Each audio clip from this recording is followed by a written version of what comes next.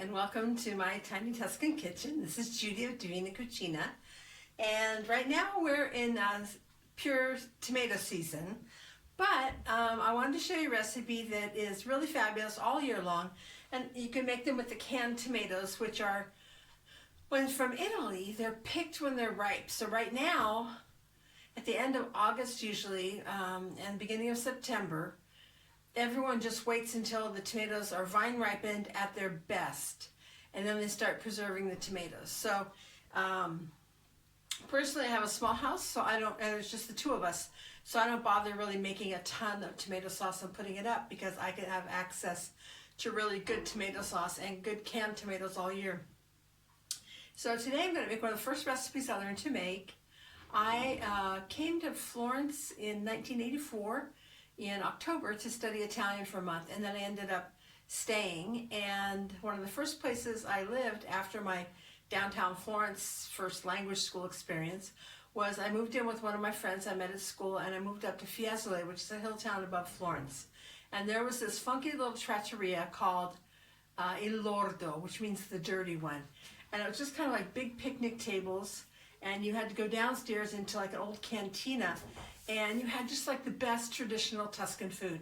And I ended up meeting the chef. His name was Sauro, and he taught me his Pappa al Pomodoro, and I think it's absolutely fabulous. So I'm going to share that recipe with you today. What we want to do is start, of course, by covering the bottom of your pot with olive oil. I think that using good olive oil gives you great flavor. It's like, instead of using a stock often, it's your great base of flavor.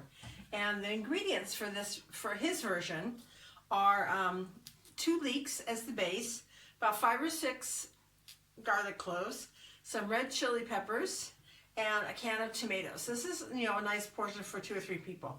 I'm going to add salt, but the secret recipe ingredient is stale Tuscan bread. So our bread is usually made without salt. There's a whole story behind that. The salt ended up just being taxed so highly that it was only for the rich. So the poor people had stale bread, and then they had to find ways to use this bread, because you wouldn't throw it away, or the rich would throw away stale bread and then they would recook it. So you've heard of ribollita maybe? That's a Tuscan minestrone soup reboiled with the bread in it. It was also a Zuppa del Pane, where the first day the vegetable soup was layered with bread, baked in the oven and served like that, and then it's reboiled to be ribollita. Pappa al Pomodoro is another great soup made like this. In summer we make a bread salad, which kind of ends up looking like couscous. The bread is soaked and then crumbled, then we have tomatoes, cucumbers, red onions, basil, olive oil, lots of really good vinegar, okay? So let's get started with making our Pappa al Pomodoro. To start the Pappa al Pomodoro, I'm going to turn the heat on my pan. Okay. And then, these are kind of small, so I decided to use 2 leeks instead of 1 big leek. So a leek, I took off all the dark green part. I'm going to trim off the root end. Trim off still that dark green part there. And then you always want to be sure that a leek is clean. Often they have sand on the inside. So you can just pop them open, and you'll see if they're clean or not. And what you can do then is you can rinse these off if you see mud in there, okay? And I'm just going to slice these into little half moons. Leeks are used a lot in Tuscany. We don't use so many shallots, but we use a lot of leeks. Okay. And I'm going to use both of these leeks. And I'll just add them right away to that hot oil and let them start to caramelize. Caramelization brings out the sweetness and a lot of flavor. One of my girlfriends I know, she actually made hers using beef stock, but I prefer to just use water, which is traditional, and also to let the vegetables really cook so that you do get that flavor of a good caramelization. And that's almost in like having like an onion soup base, right? This is really, really nice. So once we start the leeks, which are the larger onion kind of thing,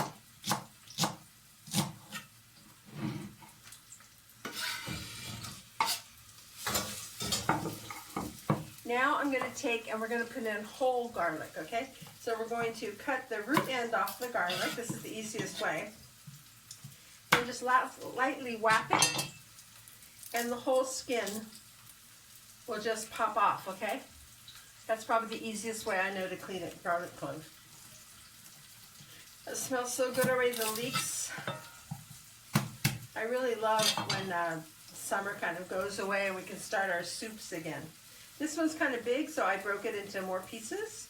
And what's really beautiful is that these garlic cloves stew in this tomato soup, and then you eat them whole, but they're sweet, not really heavily garlicky.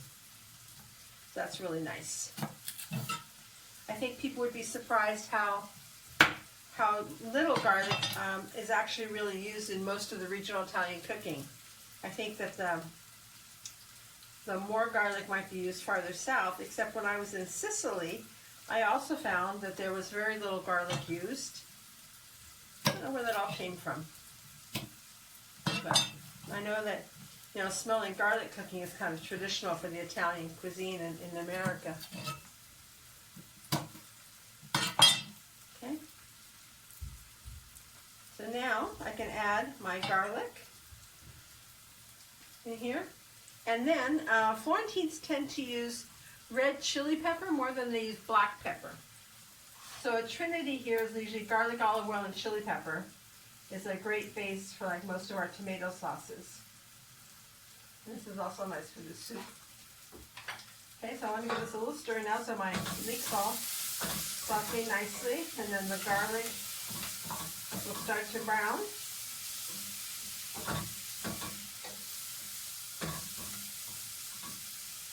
I can see some of the thinner sliced leeks are already turning brown. Look how quick that is, huh? Also, I think, you know, cooking times are going to vary based on your pans, how thick your pan is, how high your heat is. I'm cooking with gas, of course. So while that's sauteing, I have a bowl of water here now. You don't need to do this, but I find it's kind of makes making the soup faster. And I'm going to take my stale bread and just kind of break it up in here to let it get softer. And then it will be faster when it breaks down into the tomato sauce. Okay. In America, if your bread doesn't go stale, I would try to get a good loaf of something like a sourdough or a country style bread, and maybe just bake it a little bit first, not really make croutons, but dry it out a little bit. And it'll change the consistency. You don't want it to be kind of gummy. I think this is going to be enough.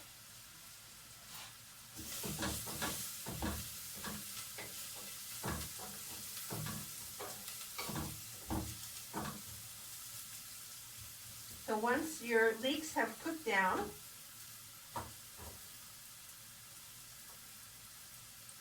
and a big piece of the root in there, I can then add my can of tomatoes, and this is a small can of tomatoes. It's about a pound. And you don't want to waste any of this, so rinse it out with water. If you have tomatoes in a glass jar or in the box or in cans, always rinse out the juice.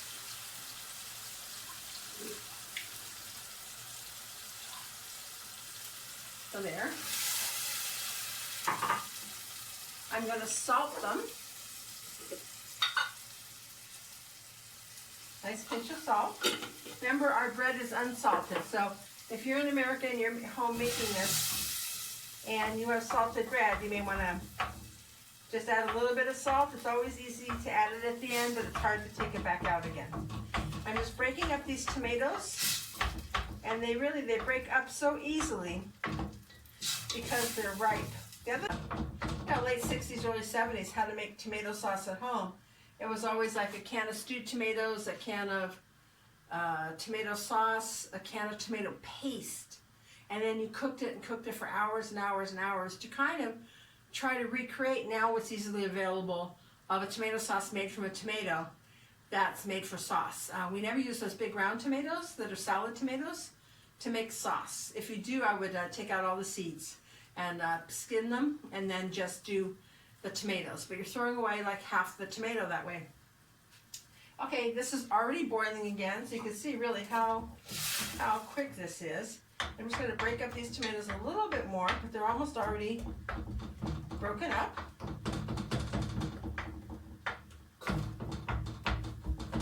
Okay. And then we're going to add the bread. So what I'm going to do is just squeeze out that water. And this is what I would do also for panzanella. And then I can crumble the bread in here, okay? This is fun for kids to help you with too, okay? Crumbling the bread. And I leave the crust too because these are going to break down. Some people don't like to, but I like it to be kind of rustic.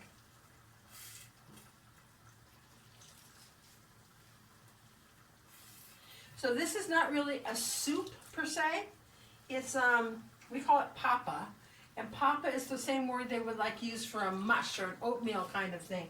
This is a nice stick to your rib, kind of thick comfort food. It comes out really more like an oatmeal consistency.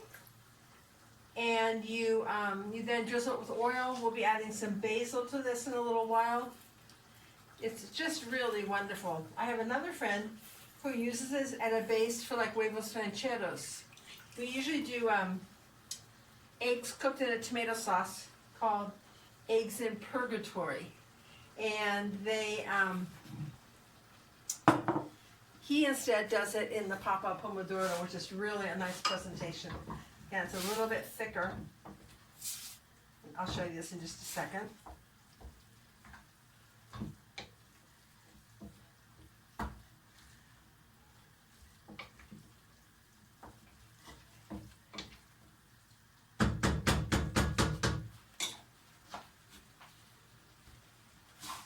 So here is the base. You can see those nice chunks of bread. You can still see some chunks of tomato in here.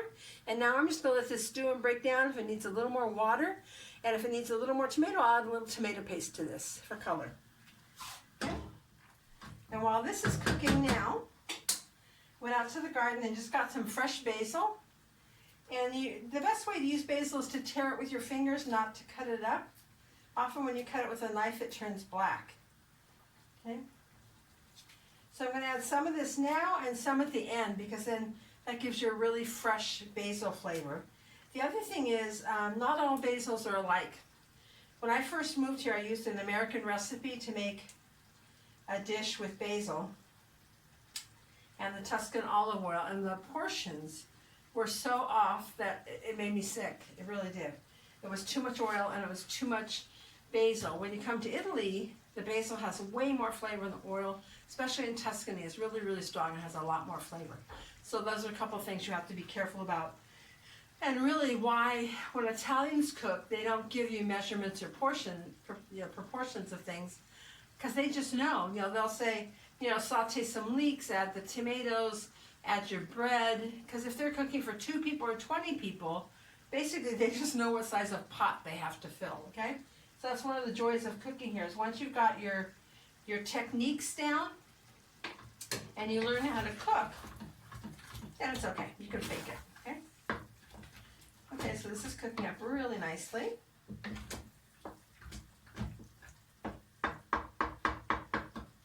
And it's nice to see those little pieces of tomatoes in there too.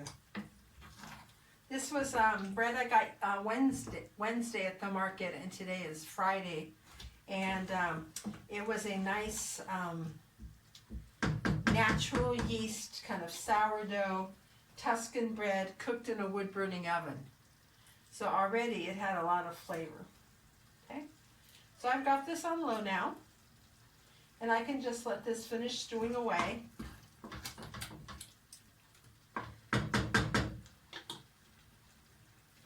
I'll just taste it for salt. Remember, the bread is unsalted. I use a little more salt. Oh, I got that chili. Chili's really good in there.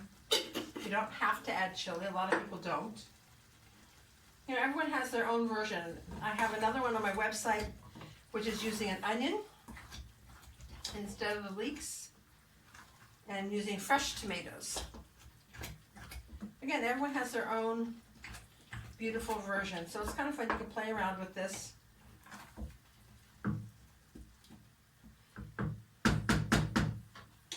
Okay, I'll come back and show you the finished dish in a little while. Okay, so this has been simmering for a while now. What I do, for me it's done. I mean, the bread breaks down almost immediately. Those tomatoes fall apart. You just still see a few chunks here. But I want to be sure that those whole garlic cloves are stewed. So that's why you start off at the beginning, give them a nice browning first with the leeks, and that'll help them kind of soften. And then the stewing inside this, when those garlic cloves will just melt in your mouth, it's done. So I've turned off my heat. Give it a last stir here. And let's serve this up. And I'll show you. It's really just beautiful, thick, thick, thick stew. Okay. And then to serve it, I want to let's see, I've got the garlic cloves to kind of pop it up here. I wanted to show those too. I'm going to put some basil just torn on top now to finish this with. Give it another little fresh basil bite. And then before we eat it, we drizzle it with extra virgin olive oil. It's like the way we finish so many dishes here.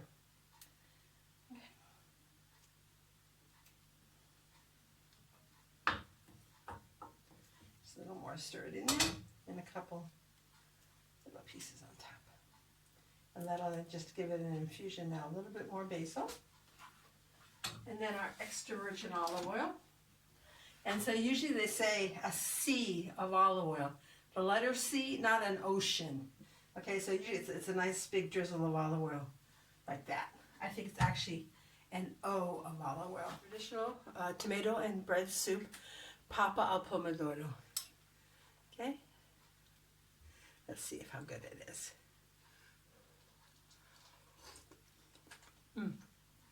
Comfort food. This is also served room temperature, not necessarily really boiling hot.